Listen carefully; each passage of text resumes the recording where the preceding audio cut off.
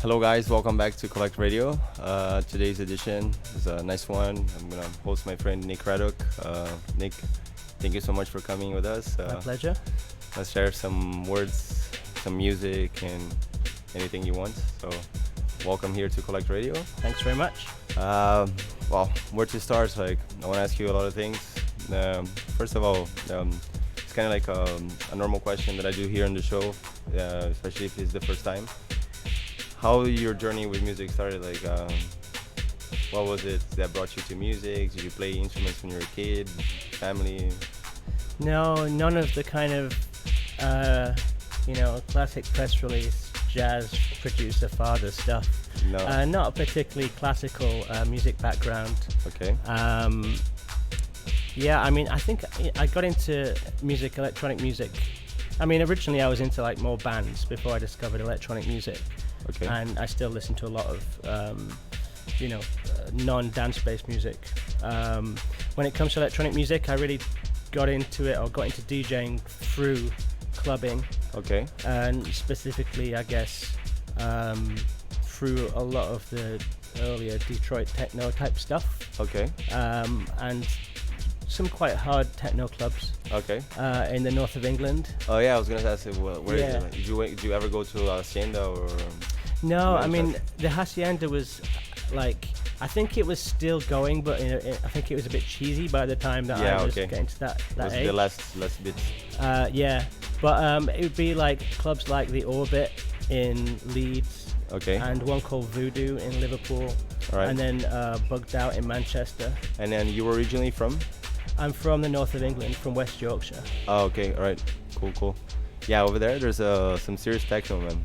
Yeah, it was a really healthy time for it in the kind of mid-late 90s. Like the Orbit was just this very small club, or not necessarily a very small club, but it was actually really big in terms of reputation, but it was in a really small little town outside of Leeds. So it was a really strange place to have one of the country's best techno clubs. And they had people coming through like, Jeff Mills, Sven Faith was a resident there, and basically the biggest international names would play. Was he there. doing Cocoon there or No, it was like pre-Cocoon. pre-Cocoon? Yeah, Right? I think Sven Faith was one of the first people I saw there, and that would have been like 1997. 1997. Yeah. And then when did you start playing, like, let's say professionally, one era, and then, but you probably started before, no?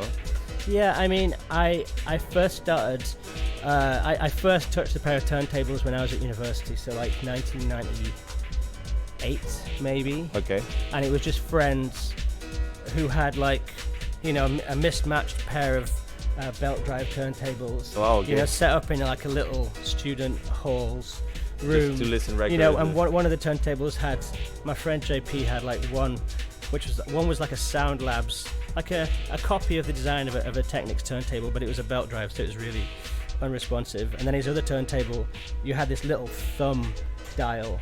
Really? So you couldn't like pitch it properly. Yeah, of course. So it was a very like primitive way to learn. But it kind of, I got the More like selecting and. Yeah, well, I mean, I don't even think I didn't really have any records then. I mean, the first record I bought was like, I think it was, I bought Purpose Maker 2 and 3 by Jeff Mills on the same day. Okay. And like Purpose Maker 3 is like the bells. Yes. So oh man, it's but kind you of- started that was good the, though. that was the first. That's the first records you bought. You Yeah. started like in at least with a good direction, Yeah, that was very much my direction for the first while, and yeah, it's something which I'm still into, Yeah, for sure. Yeah, man, it's hard to get out of the Wizards music. I still really like the bells, even though it's like probably the most overplayed track ever, but I still do get the goosebumps. I think they got some tracks they get overplayed for a reason, because sometimes they're very good. There's some overplayed tracks which I can do without ever hearing again. Yeah. Like The Man with the Red Face, Lauren Garnier, for instance. Yeah. Or Knights of the Jaguar, maybe. I don't know. Yeah, Some of them I can do without. Some Yeah. of them I've still got a soft spot for. In the moment it was cool, but then they got so overplayed. And yeah, I love Man with the Red Face. Like every time I hear, I listen or see the video from Lohan playing this live in like 1997, maybe 96. He still has like the desktop computer on the. Oh right, yeah. With the sax, and wow, it still catches me. But it's hard for you to pick up the record, put it there, and then play it because so much overplaying. And then yes, so you started in England. Like, Yeah. did you play somewhere else? So, in the I beginning? mean, I moved to London in 2000 when I was 21. I'm Okay. showing my age now. I'd already been playing out a little bit up north, but I wasn't like particularly competent, should we say. But when I came to London, I actually started working in the music industry for a music PR company. Okay. And I was kind of really, I think at that point, I was kind of committing myself to an interest in music, and and trying to kind of, and I was pretty immersed in it for a long time, because it was my day job, and I'd be getting a lot of promos and writing a lot of press releases and taking journalists to interview artists and stuff, and then and DJing outside of the work. So that's when it became like a full-time thing, I guess. Yeah, that's a good way also to, working in PR and stuff. Like, you have to reach out and you meet a lot of people. Like, it's part of the job. You know what? Cool. Just thinking about this, when I was working as a music PR, one of the journalists who I used to send stuff to was Jane Fitz. Wow, really? Back in the day, she was doing her own thing, putting on parties and stuff. Okay. But it just came to my mind because, I've known Jane for a long time from that. Like, when I was 21, she was someone that we would send music to because she was. Yeah, she was kind of like she was already the like, boss. a person to send music to. Yeah. Not the boss, but I mean, like, a point of reference. Yeah, I mean, it's amazing that she's now really respected purely as a DJ. Yeah. But that's what I said, because I think participating in this kind of things also gives you this range of people that you meet throughout the journey. Yeah, and especially in London as well. It's like this. It's so big. Yeah. Music-wise, London is incredible. I lived in London for 2 years, and this did a lot for me. I wasn't really focused on playing because I was also doing some other things in London. But if you like music and you go to a city like London, it's like, Yeah, I it's don't massive. I don't think I even really. I mean, I appreciated it when I was there. Yeah. And I would go out a lot, but I think it was only after I left that you really noticed. where I was, and sometimes I'm still like, I miss all the so much opportunity to go out the excitement. and hear anything you want, really. For sure, there you can find any style of music you want to. Also, because there's a big cultural diversity into the city. Either it's from England or the United Kingdom, or also like the ex-colonies and stuff. And then also a lot of people going to London from different backgrounds. I mean, London and itself, established. It's already like multicultural, established colonies. It's like Totally. I mean, you there's can like find this, everything. this whole like scenes. I mean, even like when the whole like minimal thing was starting up in London, there's nights there where you really feel like you're somewhere else in Europe because it's so populated by other European people. London's like you can say this about a lot of capital cities, but it's not really. It's just very, very mixed in terms of the people that are there.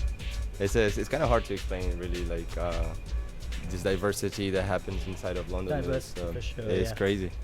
And then so then you moved to London, and then there, with music, working with the company, and then for you playing wise, like you're working with any labels, or you want to listen? What were you listening to now? That one was an old Bedouin Ascent track, which I really like. Kind of one of those amazing old, like IDM UK electronica type tracks, which still sound really fresh. Man, super fresh. Okay, like, let me see what else. I would never say that this was like so.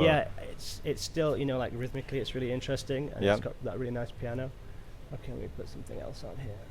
No rush, man. And then as far as styles, Nick, like while you look for the track, you dabbled with a lot of different styles, no?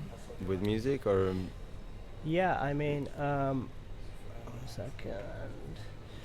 Yeah, like as I was saying, my kind of first love, I suppose, was the kind of harder Detroit-y style of techno. Still quite deep in its own way.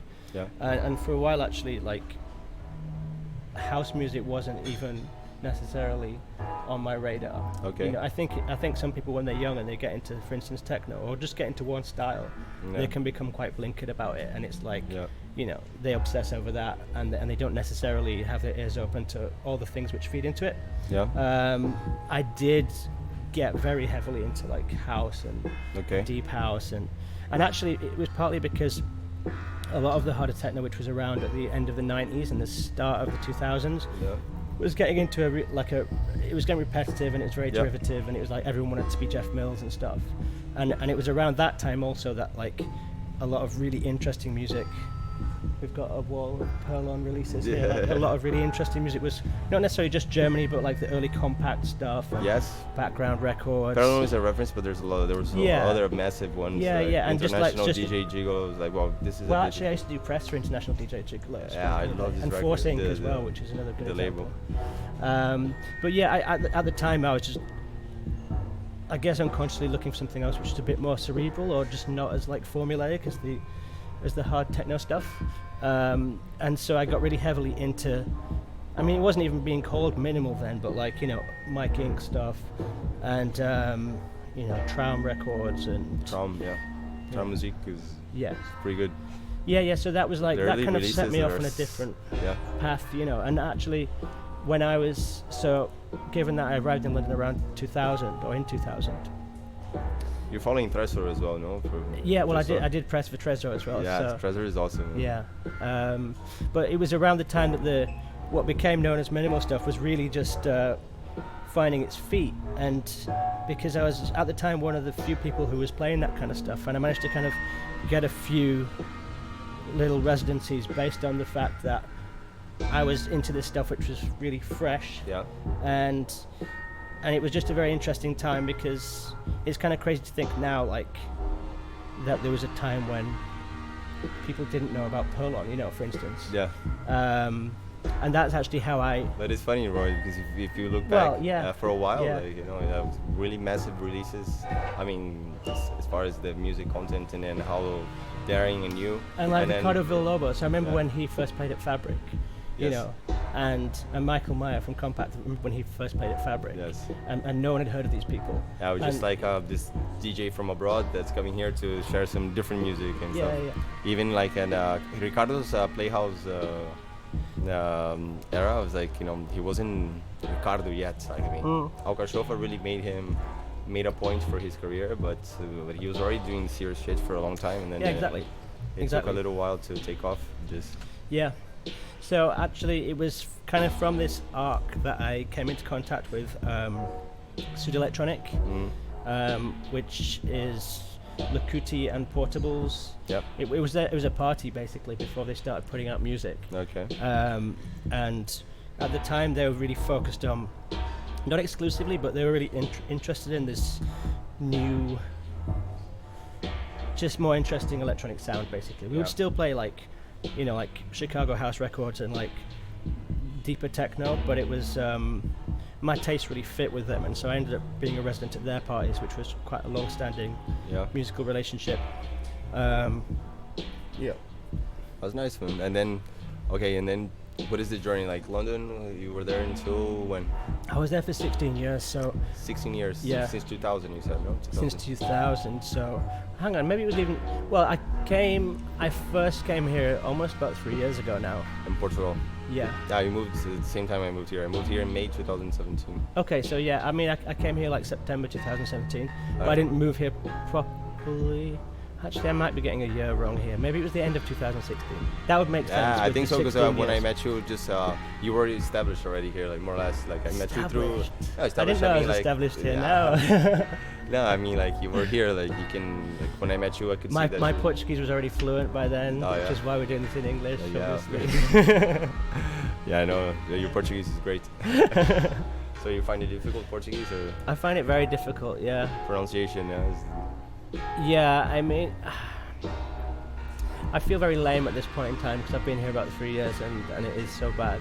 But it's complicated, man. It's, phonetic-wise, it's... I was actually right next door to this building. There's a Portuguese language school, and I was having a few classes there. Oh, you're just here, no? It's like, it's literally the next door building. Yeah. And then, as far as music culture here in Portugal, like, how do you see it? I mean, you're in London, obviously. This is a huge city, full of mixed, diverse things. But what do you find about the local scene here, or for yourself, the experience that you're having so far with music? What does it bring to you? Yeah, I mean, it's obviously, at first it kind of appealed to me, the fact that it was a lot smaller, because London feels oversaturated. I mean, I'm talking about London, but it's probably worth mentioning also that given that I left 3 years ago, things move so quickly there that now the nights that people go out to, the clubs that people go to, a lot of them didn't even exist when I was there. So as much as I can talk about London, I think it's maybe the point is that it moves so quickly. Yeah. Renovates, just spinning. Yeah. There's a few. I mean, over there it's hard to keep like a steady spot for long. Like Fabric, it almost got shut down and back. By the time that I spent there, I saw a few clubs being shut down, like the Red Light. Remember the after party that they had under the bridge near in London Bridge. Yeah. I mean, there was a lot of London Bridge had a lot of bad luck with venues. I mean, maybe around the time I was leaving, or like in the couple of years before I left, it seemed like a really bad time where a lot of venues were being shut down. And Red Door Gallery got shut down. The Nest. Yeah, lots of places, and obviously Plastic People got shut down, which was a real tragedy. It was so cool when it was a really nice place, and it felt like things were kind of going in a really negative direction as far as licensing rules. I know that you asked me about Lisbon. I'm talking about London. No, it's fine. I'll get back to it. Thank you. So yeah, Lisbon. No, it appealed to me at first that it was quite a lot smaller, or like very smaller. Less people doing stuff, and it felt like, I mean, obviously, like the culture here it is very established, but it felt like it still had a lot of places to go, and some really passionate people involved in it, even if the crowds necessarily weren't as like headsy or as clued up. Do you know what I mean? Like, so in London, for instance, you've got a lot of people who really know, all the DJs and all the tracks. There's a lot of people still, eager to do things, but still searching for, like, new ideas to really put it out. As in London, things are a bit more defined already. The paths of to do this with this style or this kind of event is a bit more defined, because obviously been doing that for a bit longer. Yeah. So that's what you mean, right? Yeah. But I mean, I think here, like, it just, there is a really great community of people who are pushing towards something, and they're pushing towards something which hasn't really been realized yet in terms of like, the ideal venue situation, or even really like having the kind of perfect crowd, or a crowd that they'd really like to have. So it's kind of at an earlier stage, which I find quite inspiring. It can be frustrating sometimes, but I think it's inspiring, man. Because also, if you think about it, it's like it gives you the space also to try to do something different. Exactly. To have the space to do so, and go out there and do your own thing. As in other places, you still can do it, but it's a bit more complicated. It's very hard. And there's a lot more competition. I mean, it's probably unfair to characterize it as, I mean, there is still quite a lot of stuff going on in Lisbon, and there is still competition if you're doing stuff, but it's not on the same level. No. I mean, not even the same amount of people. It's like you're talking about the population of a country inside of a city. So right. So the demographics is a bit. What were we listening to now? This last one was a track from Barker's new album on Oscar Tom, which is. Okay, this is Oscar Tom? Yeah, that's cool, man. I mean, that's like, I guess, one of the more down-tempo tracks. It's still like 130 BPM if you think about it. But that was really nice. Yeah. It just came out now? Yeah, it came out like a month or so ago. Okay. I've been really looking forward to this album coming out for a long time, because he did one fantastic 12-inch in the last year, where he kind of like defined this new, or this style, which is kind of his voice now, which is less like beat more driven, ambience. But I don't know, maybe I can't really describe it, but it's very interesting to me at the moment. Yeah, I've been kind of getting into a lot of maybe like faster music, or music that I can play at half tempo with other stuff. Yes, man, me too. I've been trying to dabble this, sometimes even getting records of 45 RPMs and see how they sound on 33. And then you can also find like two tracks in one track, like two different ways, because you get the bass diluted, and then some tracks really work depending on the compression and whatnot. And what's next here on I don't know. and Mr. Craddock's library? I'm not prepared for this. Nah, it's so good, man. I don't even know what I'm playing next. It's a surprise And Nick, and at the time you're doing PR with music, what labels were you working with? You said International DJ Gigolos. Yeah, so like there was Force Inc. and Meal Plateau, which was like a personal favorite. There was Trésor, International DJ Gigolo.